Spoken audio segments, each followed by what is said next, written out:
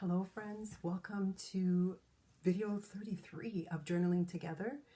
It's midweek and hopefully by now you're probably out in your post-lockdown, post-extreme lockdown community and things are starting to open. You're definitely outdoors, engaged in exercise more. I know some of my friends were like, I'd never had this much time to walk, and they're really clocking they're really getting some steps in. And I get my Facebook is like flooded with pictures of flowers that people are just stopping to smell and appreciate. And it's so nice to see this. And it reminds me of a time in Sweden, my second year living there, that I went into an extreme depression. It's called seasonal affective disorder because I found myself just not doing well with the darkness. And just to give you an idea, it's pretty much, it could be 9 a.m. or 9:15 before the sun starts coming up, and it could go down as early as 2:15, 2:30. So very little daylight and quite possibly no sunshine during the day. So that's what happened the year I was there, the second year.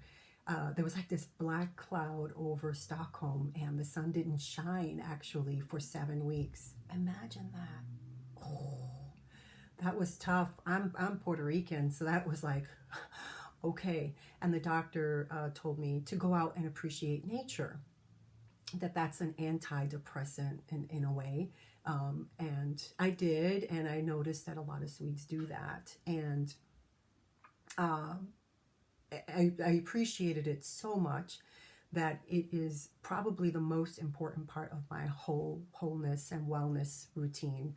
I cannot go without exercising. It's the endorphins I rely on, those feel-good hormones to bring me balance and to ground me and to release all that tension and energy. And you've probably been hearing a lot too about Sweden's approach to the coronavirus, how they've kind of taken a position of not closing down, not locking down like most other countries. And I can say this with knowledge of the Swedes, being a Swede now, that they do it because they are really keen on following rules. They're very proud to follow government rules. And it's just the way they're set up and the way they've always been. But the other thing is that they're incredibly healthy. So their risk of really getting ill, unless there is an underlying issue, is very, very low. There could be some complications, of course, but for the most part, they're a healthy society. Obesity is almost non-existent there, and all the complications that come with that. So it's just something that the biggest lesson that I learned is exercise and nature are just vital for us. And so I'm hopeful that in the US and other places where the infrastructure isn't as pedestrian friendly or cyclist friendly, that there are some changes that allow us to be more mobile, to walk more to places. And that would be just, I think, a huge benefit to all of us, right? And so I say all of this because we have these fresh eyes, if you will, and we're aware that how difficult this situation was for us to be in lockdown. And there is a real issue with climate change, whether we want to acknowledge it or not.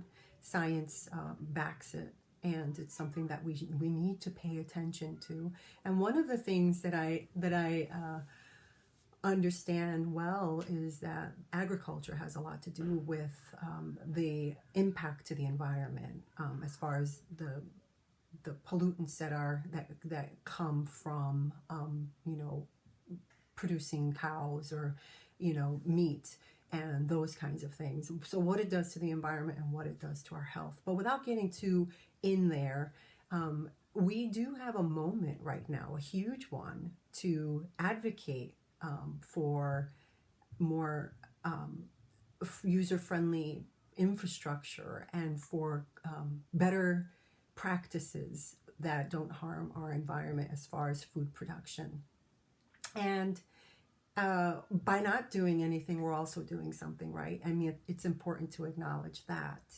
But there's this woman, Susie Cameron, who wrote One Meal a Day. I'll put the link on. And I thought her approach was great because she knows a lot about this, what I just talked about, climate change, and the health repercussions of eating meat-based products, animal-based products. And her approach, because people got very turned off when she would mention plant-based, was just replace one meal a day with something that's not animal-based, and that in itself will make a huge impact. And I like to think that we can all do that. So with that, I'm going to spend some time really thinking about how best I can get involved, and what I'm comfortable getting involved in, and just reminding myself of the importance of being active, in what we know is going to happen. Because I don't want to get into a position like this again if we can help it, right? So anyway, with that said, I'm so happy that you joined me, and I look forward to hearing your comments and any insights that you gained from your journaling time and from the videos. And hopefully I've been able to help you see things in a way that allows you to do a little bit more deep diving into how you're feeling. So I will see you next week. Happy writing, and I will see you then. Thanks.